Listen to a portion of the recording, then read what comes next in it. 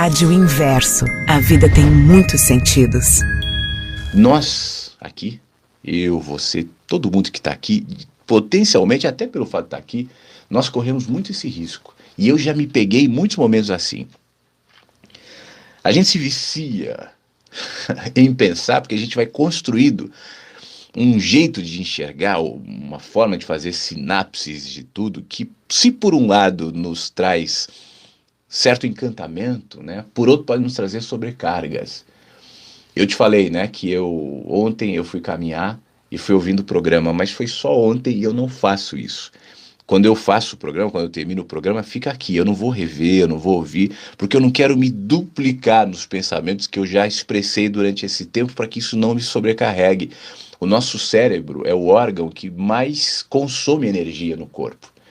E pensar, como eu disse, é um vício, porque tudo está aberto às possibilidades e aos pensamentos.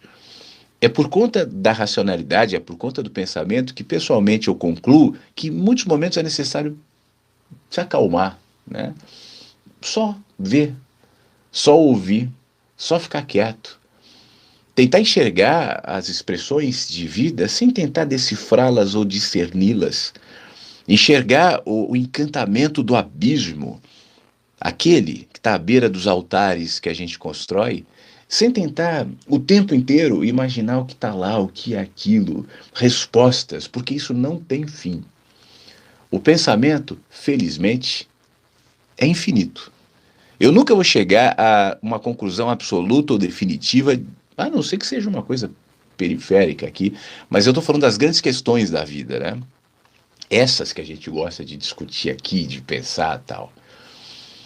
Essas não vão chegar no fim, a gente nunca vai chegar ali na conclusão absoluta e definitiva, e o que me embasa isso é a história, nunca ninguém chegou e não dá. Sabe aquela tese não, aquela ideia da ciência que foi mais forte no século passado, hoje isso já não se fala mais, porque realmente é uma utopia, que é chegar à ciência exata, a definição de tudo, né? A grande tese de tudo, que explicaria tudo. O próprio Einstein, de alguma maneira, trabalhava nesse sentido, mas depois chega à conclusão de como a gente vai saber uma tese, uma definição, algo que fale sobre tudo, se a gente não sabe nada, né?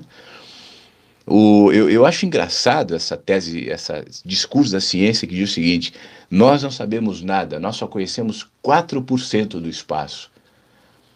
Aí eu fico pensando, mas se a gente não sabe o que é 100%, como é que a gente acha que sabe 4%? 4% do quê? Se o espaço é infinito, por exemplo, e se uma galáxia precede outra, e outra, e outra, e outra, e outra, e outra, e se essa galáxia, esse planeta que nós estamos, o planeta especialmente é uma poeira cósmica, a galáxia também, dentro de outras e de outras, a complexidade disso não cabe de maneira nenhuma e nunca caberá nas nossas lupas, nos nossos testes e cálculos. Jamais, jamais. Por lado de fora e por lado de dentro também, a complexidade que forma o ser humano. A gente não sabe o que é o ser humano, a gente não sabe o que é a vida. O que é a vida? A resposta da ciência vai ser a mais sem graça e mais fria de todas. É esse carbono, é o cérebro, é o coração. Isso é o que é o corpo, mas o que é a vida? Eu não sei. Porque o cérebro, o carbono, o coração, como explicado pela ciência, não se aplica a outros seres que vivem também, como as joaninhas, como as árvores, né? Os peixes, são expressões de vida. Então a gente não sabe, ninguém sabe. A filosofia se alimenta, se sustenta há milênios, fazendo as mesmas perguntas, né? Encontrando respostas diferentes. Aí entra as variáveis do Edemilson. Tem filósofo que sai do zero e vai para o 1. E ele tem razão. Depois do zero tem o 1. Mas tem outros filósofos que depois do zero vão para o 0,1 e também tem razão. E o outro vai para o 0,9999 e também tem razão. Quem é que vai concluir isso? Quem é que vai definir isso? Uma vez que a gente perceba esse movimento infinito, isso pode gerar cansaço. Porque por mais que eu me esforce, por mais que eu pense, por mais que eu vá concluindo, por mais que eu articule teses e possibilidades, elas jamais serão satisfatórias por uma razão. Aqui. Nunca haverá explicações satisfatórias se a visão do todo ainda é parcial. Já que eu estou com os meus livros aqui, mais um subtítulo. A visão do todo do mundo, do universo, a visão do todo de nós mesmos, da vida. E eu não estou falando só da vida subjetiva. Vem cá, o que é você, por exemplo? Essa é uma pergunta difícil de responder, né? Quem é você? Por isso que as pessoas falam, vem cá, quem é você? Ah, eu sou o advogado. Não. Você fez um curso, isso não é você. O que é você? Isso me lembra aquela cena que eu já contei aqui do Abu Janra, naquele programa Provocações, entrevistando o Clóvis, o filósofo Clóvis, professor, e ele terminava o programa perguntando o que é a vida? E fez essa pergunta ao Clóvis, que respondeu daquele jeitão palestrante, professor: a vida é o hiato entre o nascimento e a morte, as experiências. Aí o Abu Janra parou. Quando ele acabou de responder, o Abu Janra falou: o que é a vida? O cara diminuiu. Encolheu um pouquinho. A vida é a dor, são as expressões. O Abu Janra esperou um pouquinho. Clóvis, o que é a vida? Aí o cara deu a melhor resposta, ele se encolheu. Não sei. Show! Aquilo foi maravilhoso, né? A vida é o hiato entre... Não sei. Não sei, não sei.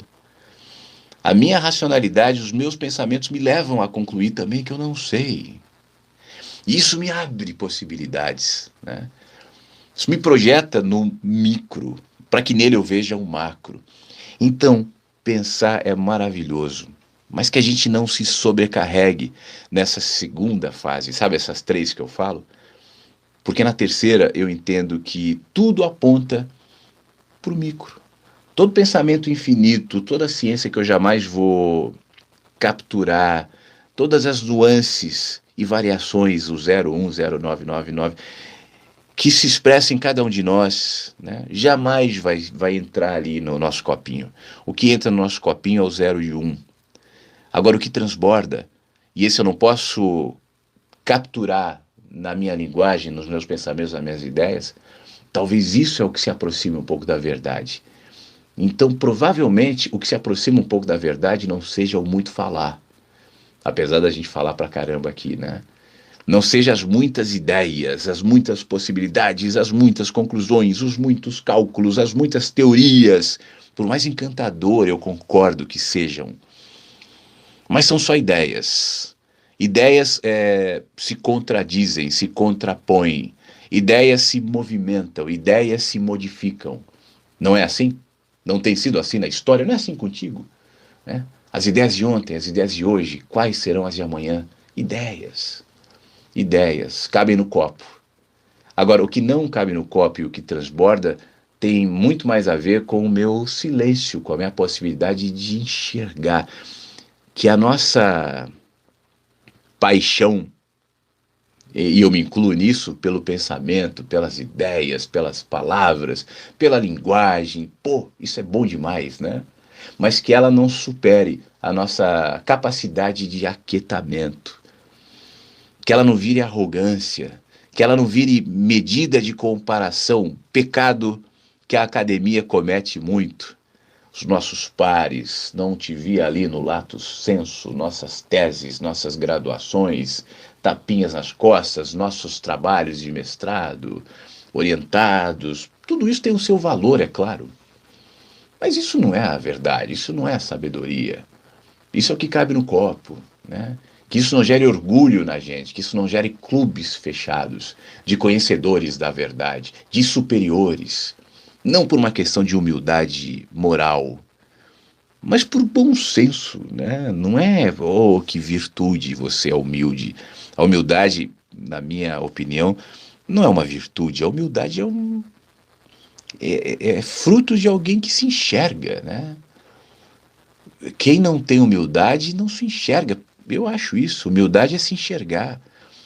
Vem cá, o que me faz pensar que eu sou superior e que eu sou inferior a alguém? Eu não vou me sentir inferior a alguém porque alguém se veste melhor, ou estudou mais, ou tem mais dinheiro. Para mim isso é uma bobagem louca. Eu tenho dificuldade em tratar alguém com, oh, Vossa Senhoria, tal. São pessoas. Mas eu também não vou me sentir superior a ninguém pela mesma razão, né? E essa é uma consequência daquele que se entrega só aos pensamentos. Chega uma hora, além disso, você se isola também. Esse é um risco do muito pensar. Eu penso, eu vou criando mundos, olhares, perspectivas, verdades pessoais que não se conectam às verdades dos outros. Você pode pensar muito, né? E chegar a uma série de conclusões maravilhosas, mas se isso te isolar, se isso te, mais do que isolar, porque solidão, isolamento, eu acho necessário em muitos momentos, tem gente que gosta mais, tem gente que gosta menos, beleza, isso aí não é necessariamente um problema, mas eu estou te dizendo te desconectar da realidade da comunidade, do mundo, por mais que ela não seja a tua. Rádio Inverso. A vida tem muitos sentidos.